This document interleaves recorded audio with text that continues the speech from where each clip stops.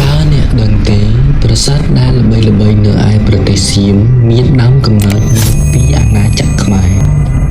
ប្រាសាទល្បីៗដែលនៅក្នុងប្រទេសថៃសពថ្ងៃមានដូចជាប្រាសាទភ្នំរូង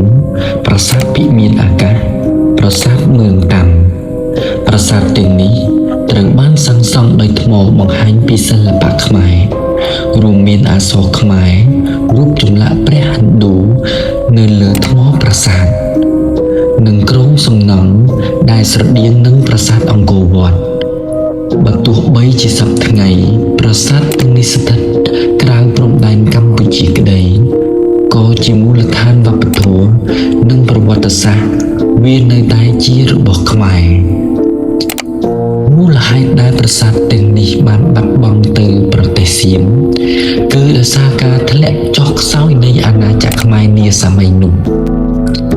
ការពង្រីកអំណាចរបស់សៀមនៅសម័យបន្ទាប់ក៏ដូចជាការកំណត់ព្រំដែនក្នុងសម័យអាណានិគមបារាំងសៀមផងដែរដែលបានធ្វើឲ្យដែនដីខ្មែរមួយផ្នែកធ្លាក់ទៅក្រៅអធិបតេយ្យភាពកម្ពុជាកត្តាទាំងនេះធ្វើឲ្យមរតកបុរាណខ្មែរជាច្រើនស្ថិតនៅក្រោមការគ្រប់គ្រងរបស់ប្រទេសជិតខាងប្រវត្តិសាស្ត្រមិនអាចលុបបានវប្បធម៌ខ្មែរនៅតែរស់នៅក្នុងថ្មនិងពេលវេលា